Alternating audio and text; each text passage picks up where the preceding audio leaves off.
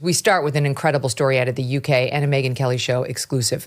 Last week, Irish comedy writer Graham Linehan was arrested at Heathrow Airport by 5 armed officers over 3 tweets. Yes, 3 posts on X. 3 regarding the transgender issue got him arrested by 5 armed officers before he even got into London. He was still at Heathrow. He hadn't really stepped a foot out of the airport. And they treated this man like he was Khalid Sheikh Mohammed touching down in the UK. Now, Graham's best known for his creation of the hit comedy series Father Ted. Many Americans may not be familiar with it. Here's a clip. Attention lady shoppers, gifts for husbands like pipes and slippers are now available on the first floor. Who's got the most boring voice? What? Of the lot of us, who's got the most boring voice? That'll be me, Ted. But listen, this is what we're going to do. What's going on? I think Ted has a plan. No, I mean in general. We're trying to find our way out of the laundry section. Ladies and gentlemen, could you please bring your purchases to the checkout as the store is about to close? Hurry up. Come on. Hurry up, will you? Not that way, for feck's sake. The other way.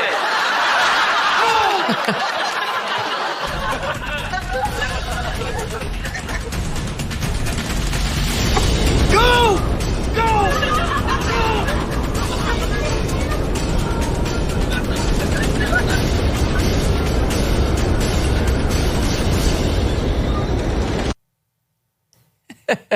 All right, for the listening audience, it's classic, irreverent British humor. This thing was, to say it was a hit is to understate, that's like saying, well, Friends was a hit. Yeah, this was a huge hit. And he did very well, and he's very well known. And instead of most public figures who are too cowardly to, once they've made their money and made their name, ever speak out on an issue as controversial as the trans issue, Graham did. In fact, he was an early advocate for sanity on this issue. And it has come at great cost to him, this courage of his. It's ridiculous how much he's lost just because of his willingness to speak truth on this issue. He's been fighting back against the trans madness for years, notwithstanding the suffering it's caused in his not just professional, but his personal life as well, all the way up to now, his freedom being endangered, and still says he will not be silenced. He joins me now for his first on-camera interview since his arrest days ago. Graham, welcome. Hi, Megyn. Thank you very much.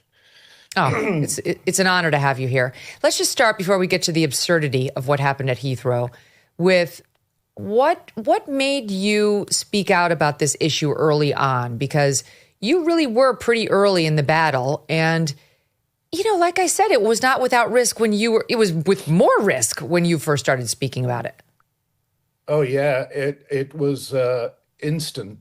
Yeah, I was cancelled instantly. I shared an article that was, very compassionate and about both sides of the debate, written by a brilliant woman over here called Heather Brunskill Evans.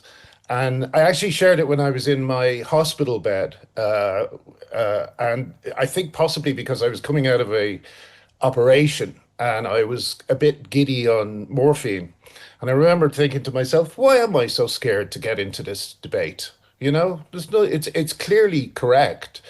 And I sent off that article, and within moments, one of the first responses that came back was, "I wish the cancer had won." So that continued. First of all, it was basically the shock troops of the internet piling in, doing edited screenshots of my tweets that made it look like I was saying different things, sometimes making up things entirely. There was a Photoshop of a fake apology that I sent to the women of Mumsnet, which is a popular website over here, a feminist website or woman's website. And they did a fake Photoshop of me apologizing for sending people dick pics. So this was like constant, and it just kept happening. But the thing is, I thought the message was so important. that, women need single-sex spaces. I thought that was very, very obvious. Women need fair sports. I thought that was very obvious. Men shouldn't be in women's prisons. I thought that was very obvious. And children shouldn't be mutilated and sterilized in gender clinics. And I genuinely thought that all my friends would come rallying to my side, all the friendships I've made over my whole career, and not a single person stood up for me. So I started to be targeted by actually a very small group of trans-identified men, one of whom is a convicted sex offender who sexually assaulted a boy when he was 14 years old. And these men have the police wrapped around their finger. It's not just me who's been arrested. There's been, several dozens of women arrested in the UK over the last 8 years. And again, these women are suffering in silence because no one with any authority will stand up to them. Keir Starmer came into power saying that he would end the culture wars, but he hasn't. He's just hid from them. So as a result, women are being hauled into court, put into cells, and the police over here are basically working for trans activists. And I want to make it very clear. I'm not talking about trans-identified people. There's a lot of people who are trans-identified who are very good, very decent. Some of them are confused. Some of them are just gender non-conforming. But trans activists, without wanting to put too much of a gloss on it, are the scum of the earth. They really the worst. Are. The they absolute are the worst. Yeah, they Yes. are 100% bullies. And 9 times out of 10, it's men. I mean, 99% of them are men masquerading as women who want to bully. And usually it's women. They want to bully women right out of their spaces and their rights. And too infrequently have we had really active men standing up for us too. So it's amazing. Billboard Chris is one of them. Matt Walsh is one of them.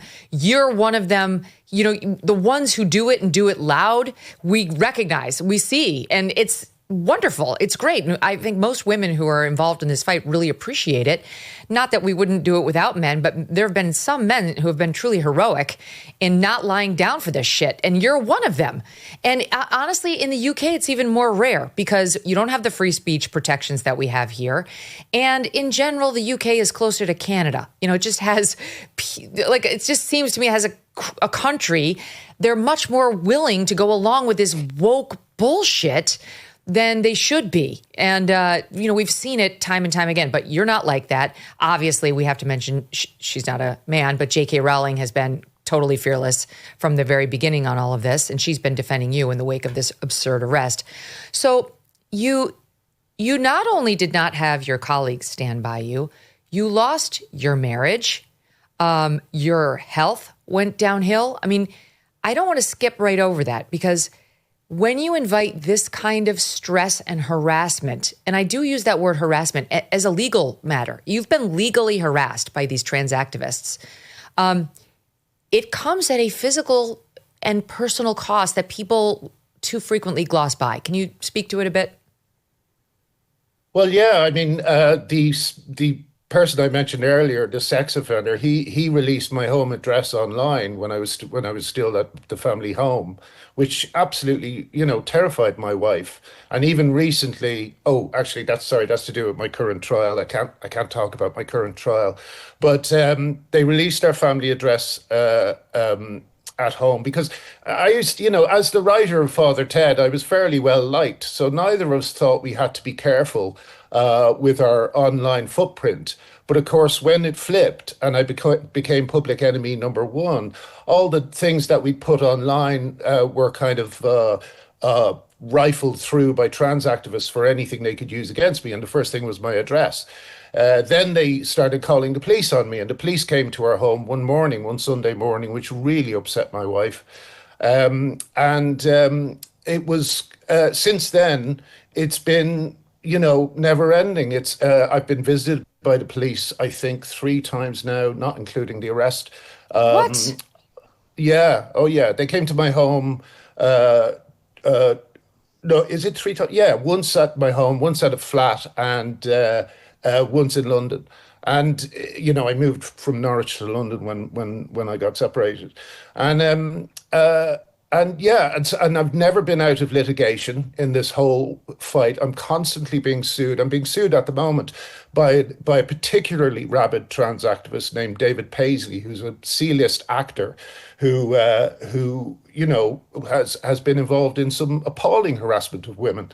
And it's just constant. I'm never not on edge in the country I moved to. I'm Irish, but I moved to the UK in the mid 90s, and I'm just always on edge now here because I never know if I'm going to be arrested or attacked in the street or whatever it happens to be. Because as you know, trans activists, apart from anything else, are very violent and very volatile. So it's just not a fun place for me anymore. So that's why I eventually moved to Arizona. But you said something at one point that really resonated with me, which was you have a daughter. And we kind of throw that out sometimes, like I'm speaking for my daughter because she can't speak up for herself, when our daughters are young in particular. But this really is that. You said, the quote was, let's see. Okay, I don't want my daughter to go into college and have a male-bodied person whose story she doesn't know in the toilet with her. She cannot object to it. So I had to take the fight on for her. Now, the sentence "she cannot object to it" is true in a number of ways, right? Sometimes they're too little to actually be able to object, and sometimes they're old enough to actually form the words. But the social cost to a minor girl whose life is in front of her, who still hasn't gotten her first job or into college, is enormous. I mean, it's next to impossible for these girls to actually speak out about it, which is why we see so many of them, fewer and fewer these days, or more and more are saying something, but still the vast majority don't, standing there like hostages on their sports teams when the enormous male joins the basketball team, and they look like, sure, I'm fine with it. Trans rights are human rights. And that is so right. If those of us who are fully grown, employed, and have established ourselves in one way, shape, or form don't take the risk for them, no one will. Yeah, that's it. And when you look at all these young girls in sports teams in America, they've learned the lesson that most adults do not care about women or girls. And in fact, they will put the desires of men over the safety of women. I think the trans movement is the greatest insult that women have ever faced. And as to what you were saying earlier, the other thing about the trans movement is women all through it get a terrible deal from it.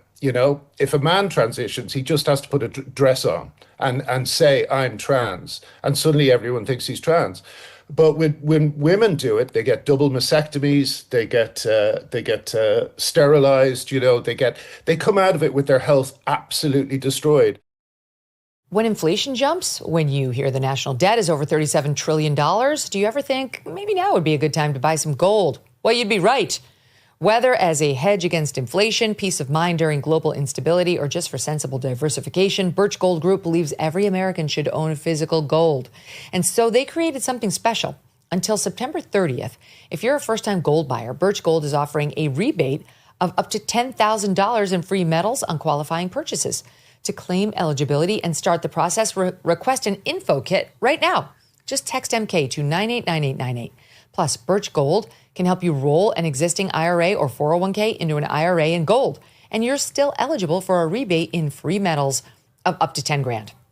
So make right now your first time to buy gold and take advantage of a rebate up to $10,000 when you buy before September 30th. Text MK to the number 989898 to claim your eligibility and get your free info kit.